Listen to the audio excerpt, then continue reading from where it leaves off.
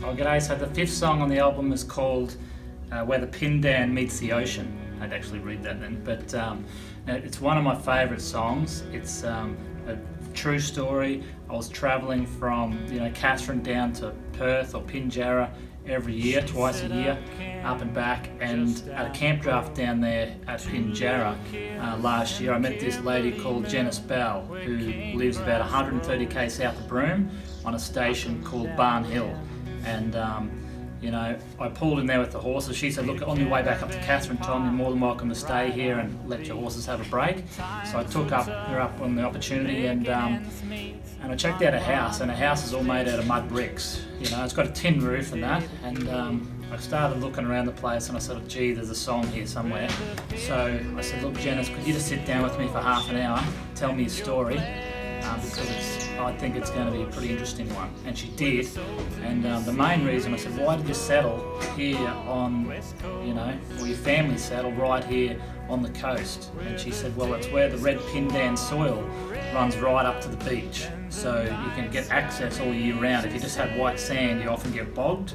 This red Pindan soil sort of sets like concrete, so you can sort of drive heavy vehicles right up to the ocean. So she started off there with barely nothing, and she's running a cattle station, but then she also turned it into a caravan park. So if you're ever travelling through down the west coast, 130k south of Broome, it's called Barn Hill Station, and it's one of my favourite places in Australia because you've got beach frontage, 10k I believe, and I love checking that out while we're there. So this one, I wrote the song, and it's called Where the Pindan Meets the Ocean. So I hope you like it.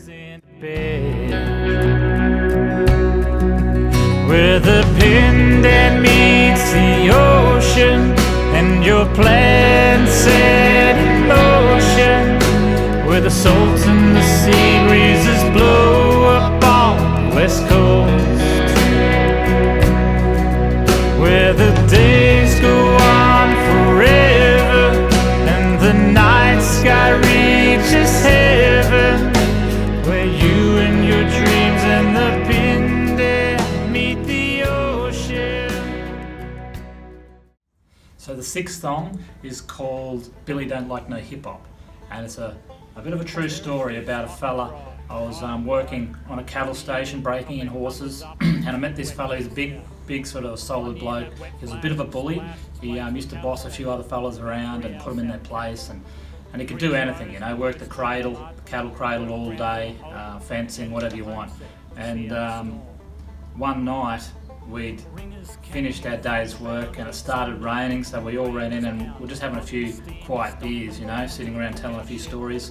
And next thing, we heard this real high-pitched scream, and we sort of, what the heck? So we ran out the back to this old thunderbox that was there, an old toilet, and this big fella was standing on top of the toilet, screaming like a little girl. Not that there's anything wrong with that, but we're wondering what the heck happened. And he reckoned that he was sitting on the thunderbox doing his business, and he had his jocks down, and there's not much light around, and he had this old lantern that they used back then, and this green tree frog came through and jumped in his jocks, and he didn't see it, okay? And then a big brown snake came through because he knew there was a frog around somewhere, and he came underneath the door, and the snake was looking for the frog to eat.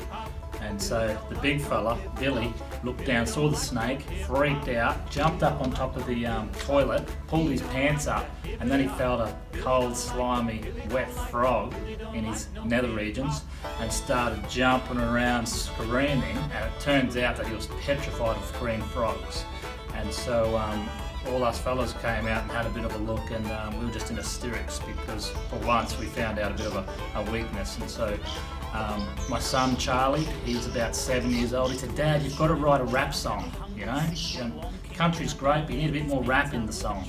So I said, right, I'll see what I can do. So I went down to Sydney, teamed up with Garth Porter and Colin Buchanan, and I told this whole story to Colin and Garth, and Colin said, why don't we call the title Billy Don't Like No Hip Hop?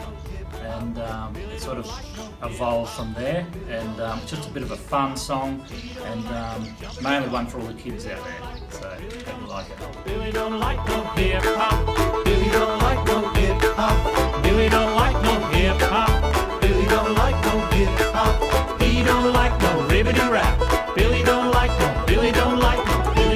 like no hip hop.